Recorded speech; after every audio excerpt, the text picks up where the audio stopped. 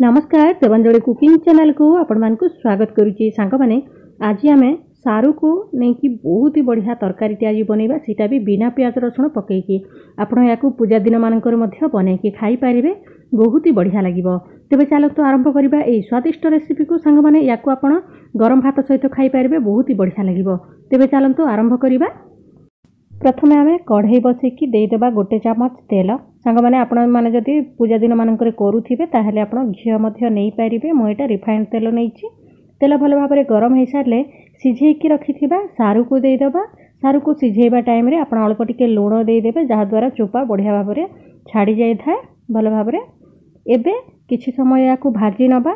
सारू को अल्प टिके भाजी देले तंटी आउ कुंडाएनी जन जन को तंटी कुंडे थाए सारू से टिके भाजी देले आउ कुंडाएनी। देखंतु बढ़िया भाव में आमर सारूटा नाली पड़ी आसिलानी। एबे आमे याकू प्लेट को काढ़ी नबा साइड रे रखिदबा। एबे आमे सेई तेल रे देई दबा आधा चामच जीरा। जीरा को भल भाव में फुटिबा पई दबा। एबे देई दबा कंचा लंका निज टेस्ट अनुसार आपण कम बेसी करि पारिबे। एबे अल्प टिके हिंग देई दबा बहुत ही बढ़िया फ्लेवर आसी थाए। हिंग देले न देले भी चलिबो किछि असुविधा नै।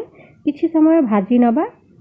देखंतु बढ़िया भाव में भाजी हे गले एबे आमे देई दबा एथिरे टमाटो टिके अधिका ही नेबे कहीं टिके खटा अंश हेले ही तरकारीटा बहुत बढ़िया लगी थाए। एबे देई दबा आधा चामच हळदी गुंड गोटे बड़ चामच काश्मीरी लंका गुंड देई दबा।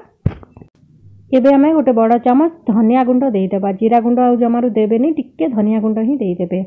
एबे आमे एथिरे अल्प टिके पानी देई दबा जा द्वारा कि हमर मसला गुडा को बढ़िया भाव में भाजी हे पारिबो।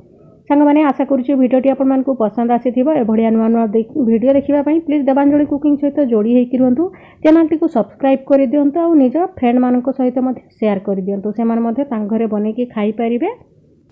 एबे आमे 2-3 चामच खंडे तेंतुली पानी एथिरे देई दबा। तेंतुली को किछि समय बतुराईकी तार पानी बाहर करके एथिरे देई दबा। टिके खटा अंश हेले ही सारू भल लागि था सारू तरकारीटा आउ तंटीरे मध्य कुंडाएनी सेति पई अल्प टिके खटा हेले ही भल लागिबो।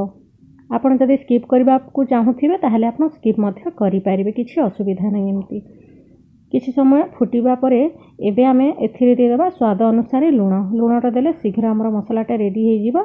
एबे अल्प टिके गोलमरीच गुंड दे देबा बढ़िया फ्लेवर दे थाए सारू तरकारी रे। जदि नाही ताहले स्किप मध्य करि पारिबे किछि असुविधा नै न देले भी चलिबो।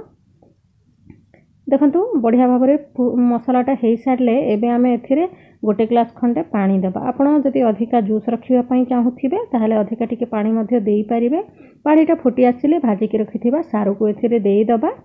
देखंतु फ्लेम को मीडियम करि नबा। एबे लास्ट को आमे एथिरे देई दबा धनिया पत्र बहुत सारा बहुत ही बढ़िया फ्लेवर आसी था। निहाती पकेइबे धनिया पत्र बहुत बढ़िया लागिबो। देखिबे देखिले ना सांग माने आमर सारू तरकारीटा केते शीघ्र बनीगला। सांग माने याकू अरुआ भात सहित खाइले बहुत ही बढ़िया लगी था। निहाती ट्राए करिवे आ मते कमेंट बॉक्स रे जणैबे केमिति लागिला किंबा अन्य किछि वीडियो आपण मानकू रेसिपी दरकार ताहले मध्य कमेंट करिवे। Thank you for watching.